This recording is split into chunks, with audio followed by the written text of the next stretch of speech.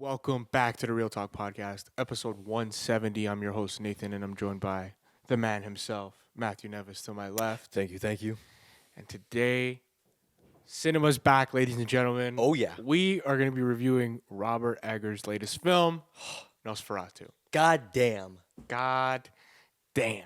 God damn. Holy shit. Immediately, I think we could play this. This is a certified hood classic. In case you were wondering. This is a certified hood classic. So, yeah, no shit. We love this film. Home run. Home fucking run. I'm just going to say it up front because we did do our top 10 movies. If I was going to place this anywhere, it would be numero uno. Numero uno in the top 10 of 2024. Absolutely. Would you do the same? It's top 3 for sure. Okay. I'm still sitting with it. I'm still working with it. I think it probably is number 1. All right. Yeah, Fucking A. I think it probably is. So, we talked about Robert Eggers' other films.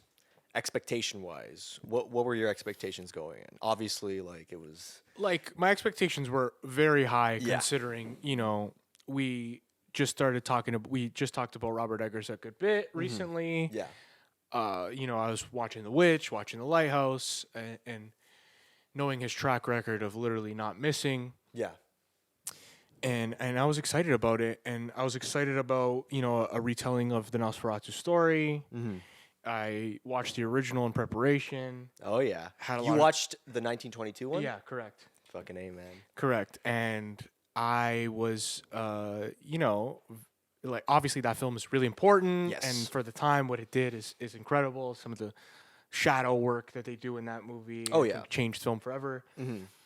I was really excited, right? It got me even more excited. Hell and yeah. I was very surprised to see how faithful he kept it to that film. Yes. More so than... Because Werner Herzog also made a Nosferatu film. Yeah, which you watched recently, right? I did, starring Klaus Kinski as Count Orlok.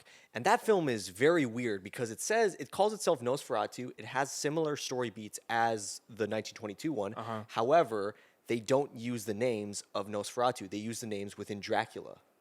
Oh. His name is Dracula in that film, he's and Count Ellen isn't Dracula. Ellen in that. It's the woman's name in the Dracula story. Interesting. So it's a weird little combination of Herzog's own style of filmmaking through that story. I wasn't the biggest fan of it. In my opinion, I do agree, Nathan. I think Robert Eggers does a way better job at being faithful to not only Murnau's version, but standing out on his own. Yeah, he does this perfect balance of paying homage to what that film did and stays faithful to some of those beats, but puts this Robert Eggers spin on it. Yeah. And the way, the horror elements he's so known for and the surreal way that it's shot. It blew me away. To me, look, I'm not a big vampire movie guy. Yeah. I don't really love vampire movies. There's not that many, Bram Stoker's Twilight. Dracula is Twilight's a hit. But no, yeah, Coppola. But, Bram Stoker's Dracula, I like it for what it is. It's weird. It's fun. It's fun to talk about. But it's not like a movie that I'm like, oh, I can't wait for my next rewatch of Bram Stoker's Dracula. Yeah. Or even some of the older ones.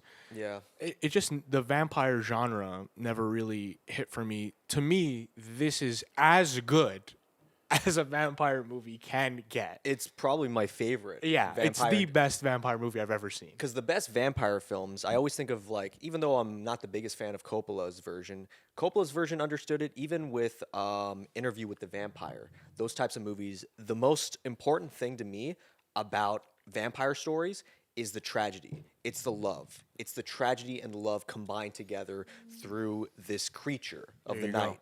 That to me is what makes it important. If you use romance in the way of Twilight, yeah, maybe if you were a 13-year-old girl, Sure. you'd find it more enjoyable. But for most people, the universal understanding of Dracula and stuff comes from that. And I feel like this interpretation of Nosferatu is so beautiful.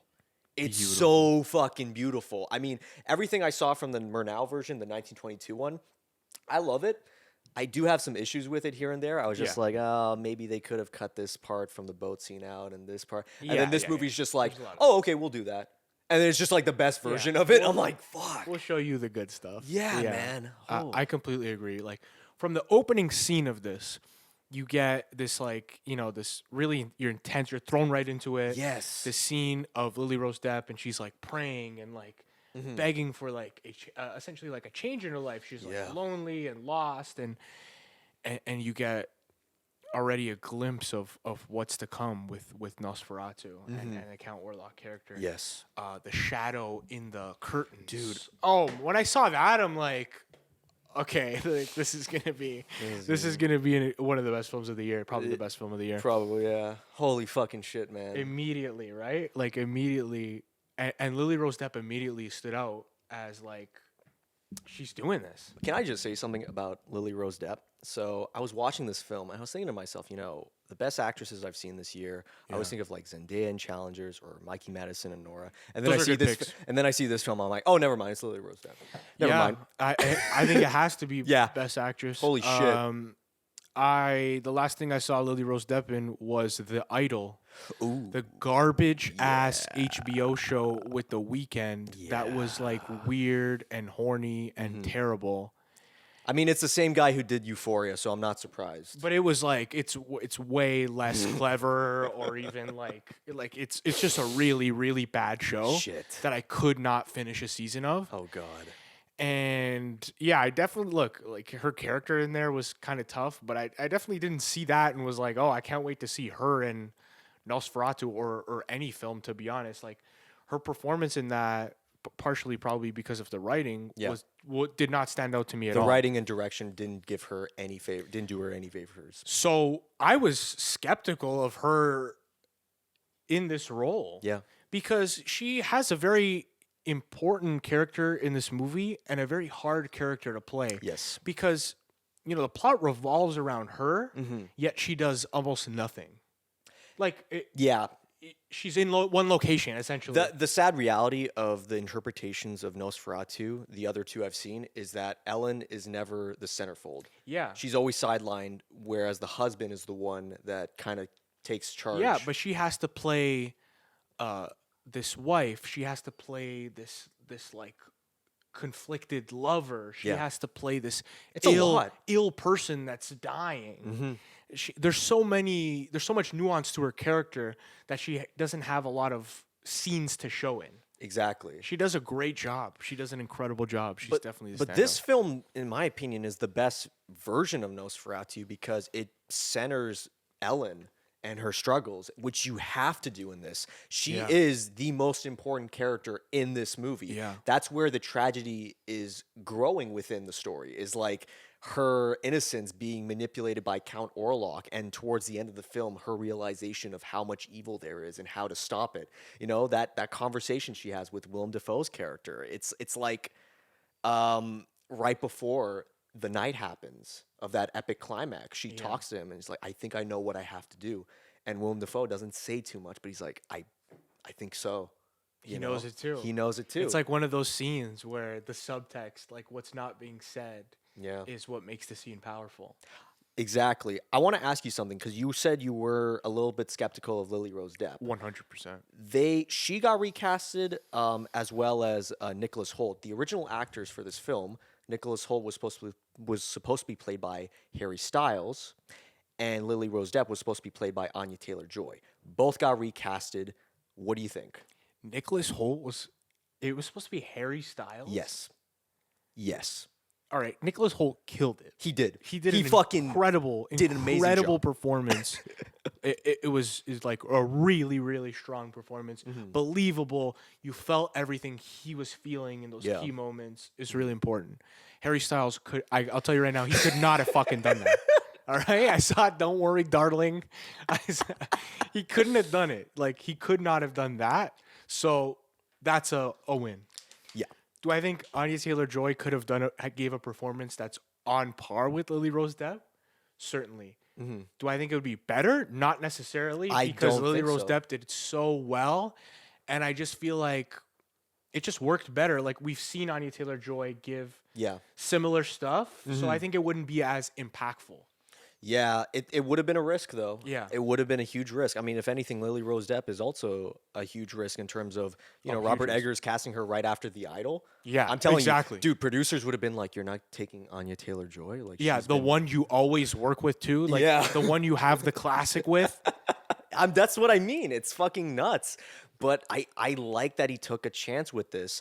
And obviously, we got to talk about as well Bill Skarsgård. Man. Holy shit. Another character he disappears into. Yeah. I think that because he disappears into it so well that he's not going to get the credit he deserves Yeah. for playing Orlok perfectly. Yeah. But like Orlok as a character in this film, it's perfect. The design, Yes. I fully the agree. voice, everything about Count Orlok, I think, was so gripping. Whenever he speaks, it was so powerful. The bass. It was like such a commanding James Earl Jones-esque, memorable line deliveries. And the design of Orlok is so refreshing. I was so worried that they were just gonna do the, you know, the pale face, bald with the long ears and shit like that. And it's like we've seen that done so many times. It would have been easy to do a modernized version of the 1922 film. Yeah. Especially considering how much of the source material is still here. Exactly. But they went for a different design that I feel like just captures his essence better. I thought it was beautiful because he still works as like this man. Like when you go visit him when he goes to see him in the castle, he still works as this man, but he can also be this really fucking scary guy. To me, this was the most creative way to show it because every version, the other two versions I saw, it's like Count Orlok is like, you know, long ears, like, he's like, you want this and stuff. And I'm just like, if I was Thomas in this moment, I get the fuck out Brother, of there. I'm doing a U-turn in the driveway. When he greets me out there, I'm done. But in this version, and even Robert Eggers talks about this, is like, to make it believable, you have to show the details that aren't going to make you question it. For example, the village. When Thomas goes to the village, notice how none of them spoke English? Yeah. It's like miscommunication. Because imagine somebody tells you in English, Nathan, do not go to this castle. This guy's fucking evil. But if I spoke in a different language, you'd be like, look, I just need a place to stay. Just Right. They don't know what you're saying. You don't know what they're saying. That's genius. And we know what they're saying, but he doesn't. And that's the genius of that scene. And the nightmare on top of that. Yeah, and then he wakes up and everybody's gone, and that just it built so much anticipation for him getting there, right? It made that him getting there a climax. It was amazing how it was done. My favorite shot, and I think you agree, or maybe there's another shot in this film, I don't blame you, where Thomas is in the woods at night. The snow's falling down and it's blue. Yeah. And he's just looking and he's like, man. I'm waiting. He's like, he's waiting for something. And then the carriage comes in, opens on its own. Bro, when that carriage just comes in full speed and like Tokyo drifts right in front of him, I'm like, this is so good. That scene hit me like a truck. I loved it. Keep in mind, though, there are so many interpretations of Dracula, Nosferatu, Count Orlok, Count Dracula. This one just feels like the right one. This is the right one. I can't think. No, seriously, I don't think you could tell this story any better. I'm not a huge fan of like I don't particularly love the Nosferatu story or you know the Dracula story that much. Yeah. I understand its importance and all that, but this is the best that it gets. Like the way the characters are done, the way the tension is built, the cinematography, the performances. It's hard to find problems with this film. I'm going to be completely honest. I can't really think of too many because every other interpretation I think of, I'm like, oh, they could have fixed this here. They could have fixed that there. And then like this version, I'm repeating myself, but it's fucking true. Like even the village, or not the village, the town. Yeah. I love that establishing shot where Thomas is walking into town and it's a little bit lively. You know, it's got that nice view of like, okay, I'm going to my job and stuff. There's still some hope. Yeah. But then when Count Orlok shows up, notice how the colors are more blue. They're more muted. It's more German expressionism. People are literally dead surreal. on the fucking streets, man. And they're throwing the bodies and stuff. I'm like, Yeah. This is beautiful progression within set design. Yeah, I that I completely don't see. agree. When the boat arrives, oh my god, It's so well done. The rats come out of the boat and it's just destroyed. It's like, Yeah. how the fuck is this boat the way it is? It just arrived. How does it look like this? Yeah, the more I think about it, the more I absolutely love this film. And look, I'm not sure if it's my favorite Robert Eggers film because I really, really love The Witch. That's It fair. hit me in a different kind of way. But this is no doubt his most impressive film. Yeah. And I think all the films he's made so far has led up to this. I agree. To me, this is his magnum opus so Yeah. far. He's still so young, and I think we're going to get more masterpieces from him, Yeah. considering his track record. But this is his magnum opus so far. This is the hardest film he's had to make. I fully agree with that. It's taken him 6 years. He started in 2018, and this is what it's led to. It might be my personal favorite just due to emotions. I feel way more emotional towards the ending. It's very tragic. Like there's another emotional scene. Got to give credit where credit's due. Aaron Taylor Johnson is in this film. Right off of Craven the fucking Hunter, which we've been memeing on. Which is insane, yeah. And his wife too, played by Emma Corrin, who was also in a Marvel film, Deadpool and Wolverine. They both give amazing fucking performances. Excellent. Holy fucking shit. Yeah, they're excellent. I completely agree. There's some really intense scenes there, and you feel for them as characters. Like, Yeah. hey, like we want to help you guys out, but at the same time, like our lives are falling apart. Yeah. It's like it's well done to say that in a subtle way. Aaron Taylor Johnson, this man gives a scene that is so emotional, so powerful. I was like, get the fuck out of here. This might be one of the best scenes in the movie was when he goes back to the cemetery. Oh my god. Dude, and he just like he talks to himself, talks to his dead wife, his kids, and it's like this film doesn't shy away from that either. No. This film is way more brutal than the silent film version, even Herzog's version, which Herzog is known to show some brutal shit in his movies. This is done so well though because it's what you don't see that's fucking scary. When Count Orlok kills someone, it's in the shadows, man. Yeah. It's in the fucking shadows because it's a nightmare. Everyone sees it as a nightmare because that's what it is. And yeah, and as soon as Orlok shows up, the whole movie is shot like a nightmare. Yeah. The framing is too perfect in certain scenes where, it's all a choice. Every shot, every thing in this movie is calculated Purpose. to a T. There's a purpose to it.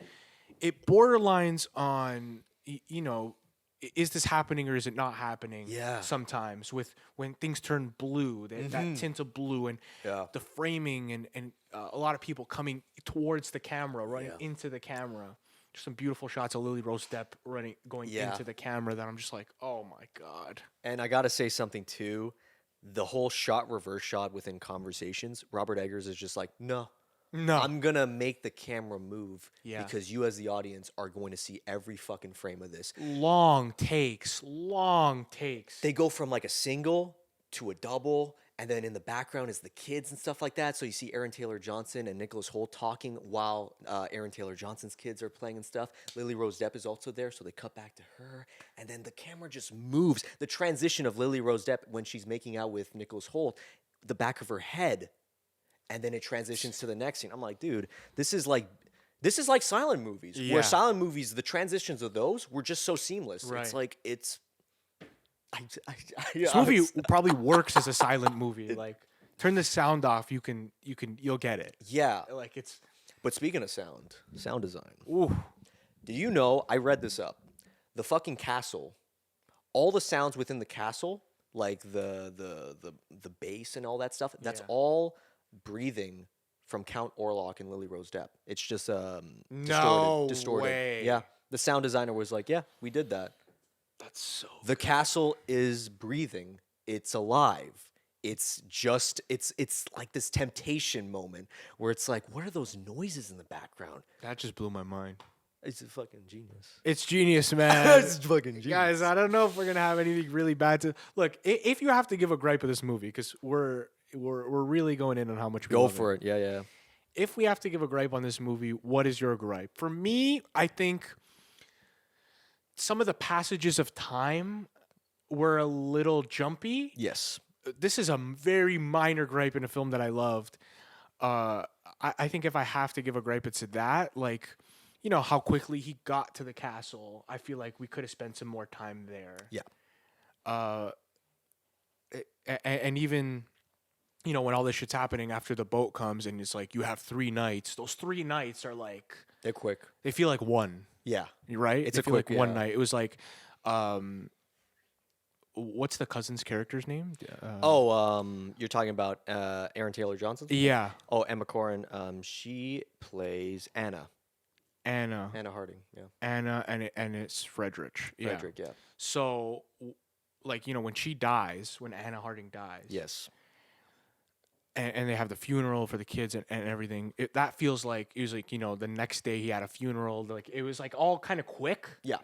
And like, I get it, it's already kind of a long movie, but maybe there's some moments that I wanted to sit with longer. And I think that's actually a compliment to the film. Is Yes. I love this world so much that I wanted to see everything. I fully agree with that. I wouldn't, because I totally understand that gripe, but this movie, in terms of its pacing compared to the other vampire adaptations, the pacing reminded me of like Goodfellas, of how quick it is. Like every scene is my favorite scene type of feeling. Yeah. However, though, I did read up that Robert Eggers, with its home media release, was going to release a director's cut.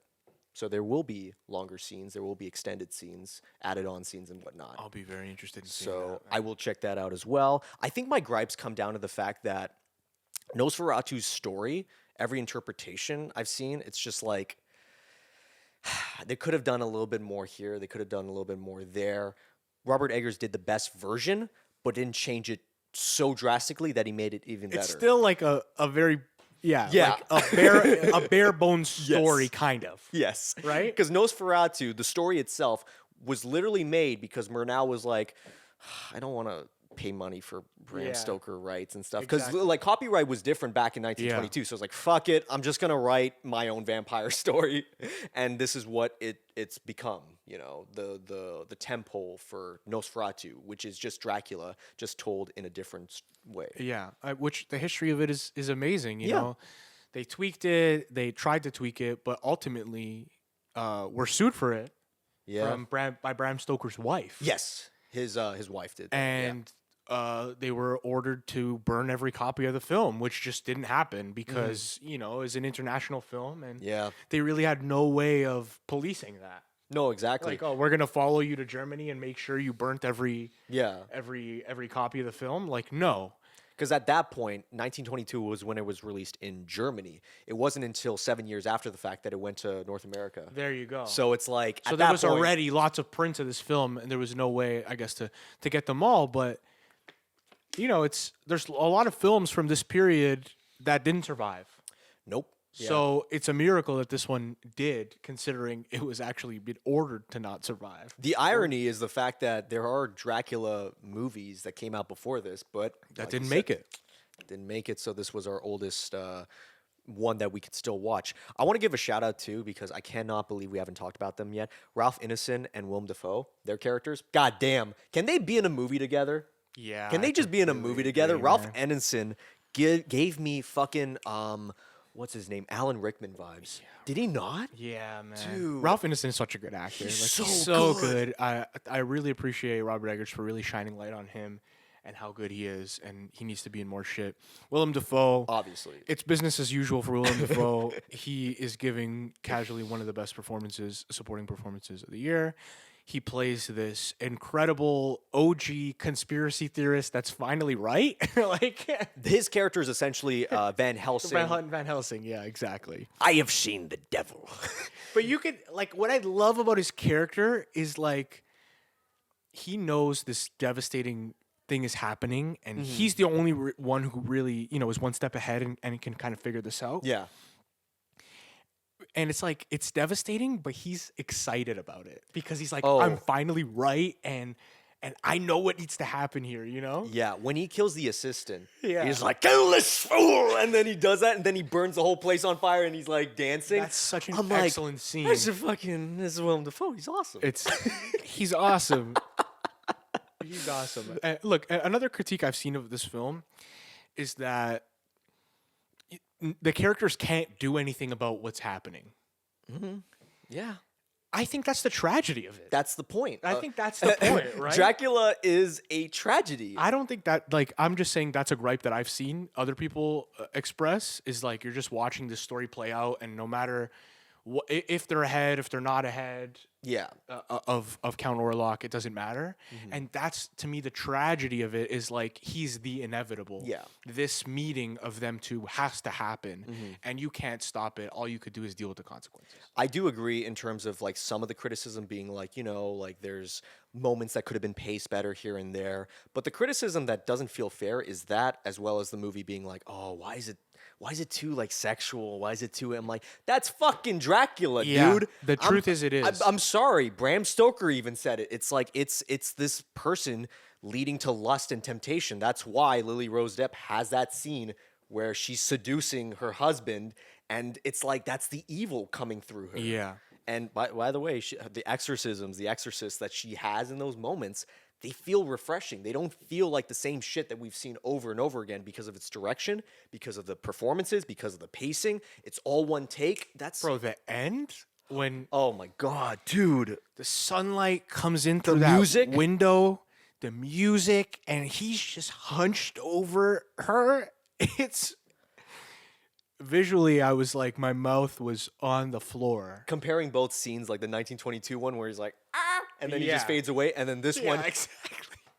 we ain't got no fade out, all right? All right, Robert Ayer's like, no, we're not doing that shit. We're gonna show you this man, this monster, Like decaying. decaying right in front of you, blood coming out everywhere. His eyes, his nose, his mouth, and it's sad. Like, even though it's grotesque, I was getting choked up because of the fact that you knew Emma. Yeah. You knew her character. They did a good job of you relating to her early. Yeah, and they hold on these shots. They hold on, Count Orlok sucking her blood through her chest, symbolically representing her heart. She's losing her soul right in front of you. And it's just like, the last shot of the sunlight. You truly see Orlok in all the detail, in all his grotesqueness, and Willem Dafoe looking outside. It's so good. This is cinema, ladies and gentlemen. It's for film lovers like us. Oh my God. It is the best Christmas present we could get. Merry Christmas, yes. Merry Christmas to us and to all that love this film. Holy shit. I'm gonna give Nosferatu 4.5 out of 5 stars, 9 out of 10. I think this film is so good, and that's only because I don't like vampire movies that much. Because I think this is the best version you could absolutely make. Fucking A, man. My final rating, I don't give this out a lot, but fucking love movies, man. After seeing this, 5 out of 5, 10 out of 10. This is my favorite movie of 2024, hands down. You don't give that out a lot. I'm not sure if you've given that out to a new movie we reviewed ever together. No, not on this The podcast. first 5 out of 5 from Matthew Neves. I'm just saying, guys. This is a monumental moment, It's ladies and fucking gentlemen. good, man. Let us know what you thought of Nosferatu in the comments below. Let's keep the conversation going because we could talk about this movie for hours, for real. Yeah. I can't wait to see it again.